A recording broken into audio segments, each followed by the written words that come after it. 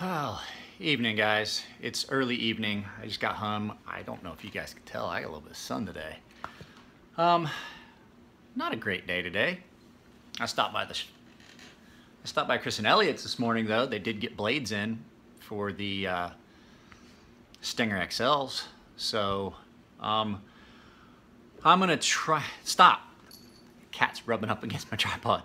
I was gonna try and go up this evening, but it's just, I've got too much other stuff. I've got knives I gotta sharpen. I need to go up and help them though.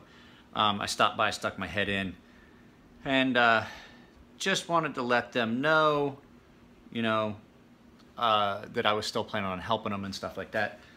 But I did want to get this video done. As you can see, I have not even changed out of my adult grown-up clothes. It wasn't too hot today. I mean, it was warm, but it wasn't too hot. It was definitely a day. It was a sunny day. I was kind of debating whether I had worn the right shirt.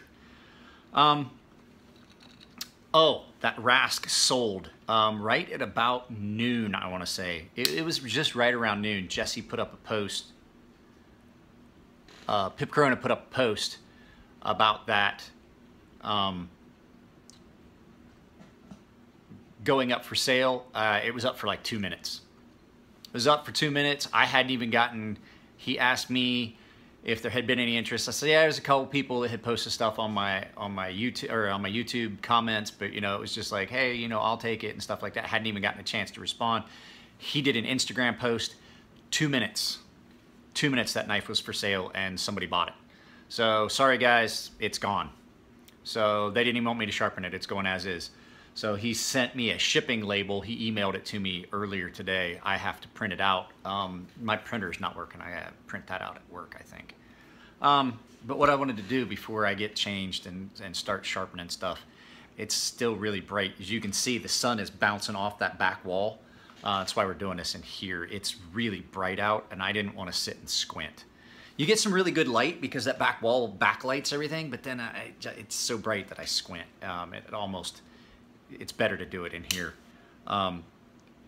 If I wait a little bit later, it's kind of offset and it's not as bad, but I wanted to get this done because I still have an Archbishop to sharpen, and that's part of what we're gonna talk about too. I'm gonna grab that in a second. I have Pip Corona's Archbishop. And this, I have this Spyderco. Let me roll back here and grab that Archbishop. It's just right here. So,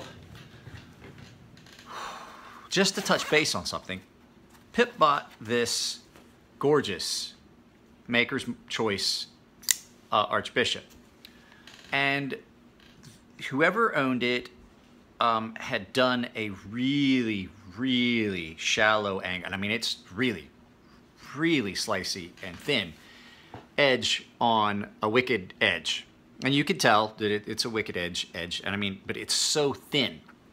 I remember me talking in a video about, can the material support that edge? And 20 CV is one of those knives that can support a super thin edge. It can. But there still reaches a point where you're gonna have it, where it gets so thin that it just can't. So what's happened is, if you look at how wide that sharpening bevel is, that is a very thin edge. And you're not gonna be able to see it on this real clearly right up here. Let me find it. He's got a good bit of chipping right in this area on that edge because it's too thin and it's a completely straight angle. So he's asked me, because this came with the Rask, he's asked me to take that edge back and reprofile that edge a little bit. It's gonna be 20 reprofile on 20 CV. Elliot's 20 CV. I'm gonna have to reprofile that. It's gonna be a good bit of work. So I have to start on that. It's gonna be a lot like that. I was saving this one. I was hoping that this one, that Anthem was not as bad as it was. But that goes back to, if you, even with super high-end, high carbide steels like 20 CV, you can still get that edge so thin. And that's, I argue with people about these super shallow angles that they want. I want a 20-degree angle, 10 degrees on each side. And I'm like, no, you don't. You think you do, but you're gonna get it and it's not gonna hold that edge. And then they get upset with me. You didn't do it. You didn't do a good job. It didn't hold the edge. I tried to warn you. I did exactly what you wanted. Measured the angle. I did 10 degrees on each side, 20-degree angle, or 15 degrees on each side. You know, some knives you just can't do that with. I had a guy that wanted a 21-degree angle. He wanted a 21-degree inclusive angle. And I tried to tell the gentleman that, and I lost him as a customer because he blamed it on me. He wanted that knife so shallow, 21-degree angle, that's 10.5 degrees on each side. It is so thin. That makes that material so thin that I had a hard time sharpening it. It wanted to roll as I was sharpening. I was using no pressure, and I have to use the Edge Pro to get that exact angle. And then when he got it, the first time he cut anything, I don't know what you did. The edge rolled, and I can't even strop it, and this and that. And I was like, it's because basically you wanted that thing down foil thin, and every time you cut, regardless of what you cut, it's just going to roll over. There's nothing to support that edge. There's not enough material there. There's some knives you could feasibly do a 21-degree angle on, but they're not going to, dependent on what you're cutting. It's not going to hold. It's really not. And I don't like to argue with customers. I'll do what you want, but I'm going to give you my thought on it. So just keep that in mind. You know, you're not going to find an AUSA 8 knife that's going to hold a 20, 21, 22-degree angle inclusive. You're not. That's not going to work. It's not going to hold that edge. I am exhausted. I didn't sleep well last night. I didn't get much sleep. I got all wound up about the Benchmade and then couldn't sleep. So, you guys know that I got this. I had ordered it. It had fallen back behind a set of shelves in the garage, and I didn't realize it was there. I did cut in a sharpening notch on it shortly after the day I got it, and I resharpened it. I'm not going to say I'm disappointed with this knife because at the price point, it's still a really good utility knife to have around. It is very thin. It does cut very well. I will have to say that. Never had an FRN. There's a lot of play in that. There's a lot of play in that. And the one that I found when I first got it, and you're going to be able to see it right here, that bothers me. But I do understand it is basically a plastic handle with a steel blade in it. There is a steel liner on it. I'm not saying that that's a make or break thing. This is a knife that I basically am going to flip the pocket clip and carry it left-hand pocket carry. The thing that does it does kind of bother me, and I had said it about the Brian Nadeau Sharp by Design Mini Typhoon, and Brian then commented, he said, yeah, if you really think it's that big a deal, he'll send a plain lock scale. But Brian, to Brian's point, Brian feels that if you're going to pay that much money for a knife, both sides should be a show. There shouldn't be a show scale and then a plain scale. Both sides should be showy. But for guys like me that have a knife in and out of their pocket a lot, it starts to tear things up if the lock side, or the side where the pocket clip is, generally, is textured. And that's what you have with this. I had intended on carrying this because it's nice and light. Once I realized I still had it, I had intended on carrying this in slacks, and I can't. I can't because of the texturing and everything that's in there with that multi-directional FRN and everything in the pocket clip. I suppose I could. There's not a lot of crazy tension on that pocket clip, but I'm afraid it's just going to chew up my pants. And I can't afford to be buying new slacks all the time just because I want to carry a nice light knife. I carry my fucking Fortis. That's not a little knife, so I'm pretty sure I'll be okay. But the blade play issue on this, I'm gonna see what I can do. I'm not gonna take it apart. I am gonna put a little bit of oil in it. I haven't oiled it yet. I'm gonna put a couple drops of oil in it, see if it smooths it up, because when I tried to tighten the pivot to address that issue, it got really stiff. And I know it's a brand new knife, it needs broke in. But the fact of the matter is though, I love the Endura series knives. they're great. I'm not gonna give it a 10 out of 10 like Nothing Fancy. As a matter of fact, to that point, I don't watch Nothing Fancy's videos anymore. I used to like Nothing Fancy, and then he's went off the rails, I think. I don't know what that guy is. You know, I'm prior military, but that guy, I think, has just gone a little off the rails. A little bit off the rails. He's kind of gotten crazy. Too many three-letter acronyms. Too many. He plays it up too much. So, yeah. Spyderco for the money. I think these, I haven't looked them up. I think these are like 50, 60 bucks. Good lockup. I have no fear of this knife failing. None. Easy one-handed opening. You do have to close it two-handed. I mean, most of the time you can, I mean, I suppose you could do it that way and then bring it down. Snaps open well. The lack of a choil or sharpening notch is easily rectified. Now, this is a full flat grind. I had the one that was a saber grind in VG10, and I was really happy with it. This one has a little bit of a different blade shape, but mine was not an Endura 4. I had that full stainless steel C10 for a very long time, to the point where it had gotten the press fit issues where it had some blade play and wobble in all directions. I mean, I wasn't afraid it was going to fail, but you know, that just shows that you love your knife when you carry it enough that it starts to get blade play. It just shows you love your knives. All knives are going to get blade play. I've said it before.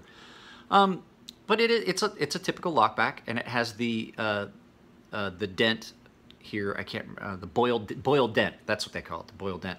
Now, I will say that multi-directional texturing on the grip it's awesome. It's comfortable. And so for just small utility tasks and things like this, it's a secondary little knife in my pocket. I have no problem with it having a little bit of blade play. I am, like I said, I'm gonna oil it and bring it up.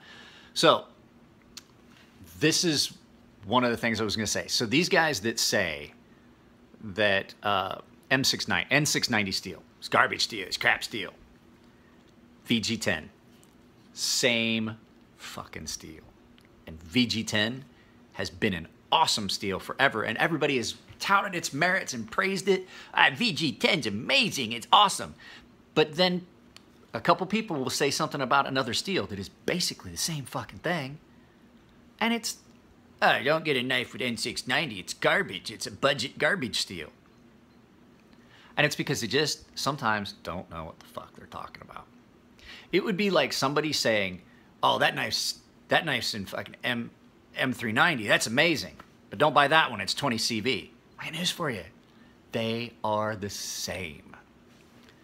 So do your homework. Don't just, I mean, don't even take the things that I say as gospel, you know, because I make mistakes too. I like to look things up, but sometimes I'll just say things without looking them up.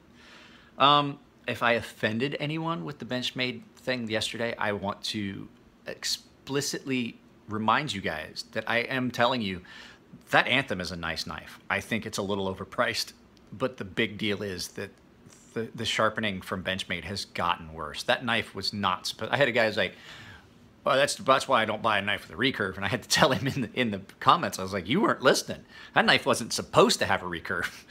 It was not supposed to be recurved at all. So I have got to get out of these clothes. I have got to document my activity for the day.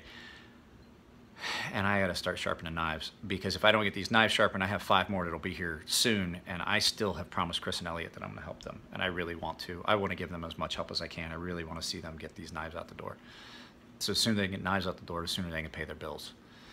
So, all right, guys, that's just real quick. Like I said, don't sharpen your knives too shallow. Something about this, I had originally put a super fine edge on it. I forgot about VG10. VG10, when you get it really super fine, it doesn't like the really super fine edge. What I've got on this is about 3,000 grit edge. This is about a 3,000 grit, and then I stropped it a couple times on my 1 micron, just to make sure I had knocked the bride, just to make sure that final burr is off. Because when you get up to 3, I'm not gonna lie, I've heard people say, oh, well, after 1,000 grit, you can't feel the burr. I can feel the burr up to about 3,000, maybe around 5,000. I can feel if I've got a burr on that where it's sharper one direction or another. I can feel. But just to be on the safe side, it didn't feel like I had a burr. I take all your knives and I run them on a strop a couple times. Unless you're asking, you know, a lot of guys will ask for that super high mirror polish. Well, then it goes on a 12,000 grit, and then it goes on a 1 micron, then the half micron. I used to have a 0.01 micron. It doesn't need to go to a 0.01 micron. You can't visually see the difference between a half micron and a 0.01 micron. I can't see the difference, and I have really good eyes. When you get, like, to tell you the truth, you can't really tell much of a difference between a 10,000 grit and a 12,000 grit. You can't really tell much of a difference between a 1 micron and a half micron. It's just a little bit shinier. And I will tell you guys to have loaded strops. If you use, because I don't have any more of that watchmaker's paste that I used to use on the balsa. So my 1 micron, I have had to go and I use the, it's called 10 carat. It's the spray that they use for your wicked edge strops. I've used that. Now, if you go too long before you, with the paste, I didn't have to do this. And so I found this out. You'll start noticing that you get these black lines on your knife and they don't want to wash off. Well, that means that it's time for you to reload. If you're using balsa, it's time for you to reload that piece of balsa. And what I have, my strops are, maybe I shouldn't give you guys all these secrets, but my strops that I use are a block of pine with a thin flat strip of balsa on top. I used to make them, but now there's a razor company that sells balsa wood strops. I didn't realize this. I had seen one and I thought, oh, that's a really good idea. So I just got some really thin balsa wood that's used for hobby craft, and I sanded a flat piece of balsa wood or pine wood nice and flat, and I just glued it on there.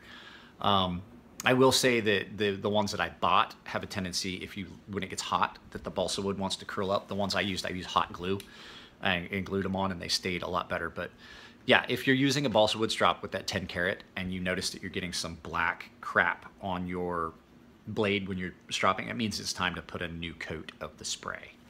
So, all right, guys, that's it. 17 minutes. I have got to go. I have knives that I have to sharpen. I have to eat something. I haven't eaten anything yet today. I appreciate everything from you guys.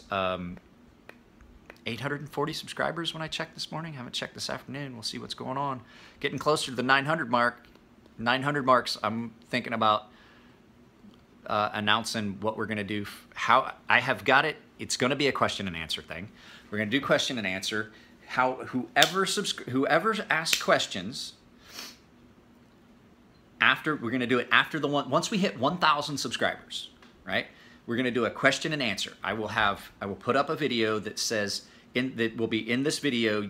You can ask your questions, and then we'll hit a date where that's the cutoff. Everybody's questions from that point, and then I'll get it set up so that I'm answering the questions, and then I'll try to do it the next following day where I've assigned numbers to all the questions, to all the names.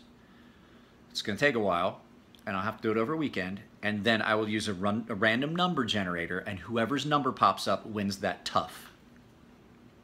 This might wind up being a giveaway after I carry it for a while. So, and I had a customer that I spoke to yesterday, Mr. Archie.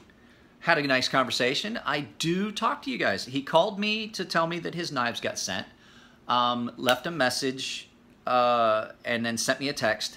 And so just so that I wanted to let him know that, yes, I did get his message. I called him back, and we had a really nice conversation. I've talked to several of my subscribers, Dr. Mark. I've talked to Archie now. I talked to several. I mean, that's basically how Pip Corona and I started our friendship, and then he came to visit. I talked to Nick Shabazz on Instagram fairly regularly. I had a guy say that he would love to see me and Nick Shabazz do a collaboration video. Don't think that's going to happen. We're about as far away as you can get. I think he is. I think he said in his last video something about Detroit. I don't know if he's in Detroit or not. I'm not sure where he's at, but I know he's east. Way east of here. So, all right, guys, that's it. I have to get off here. I could keep doing this for hours, but I have to get off here. So I will talk to you guys later. You guys are great, and I'll see you next time.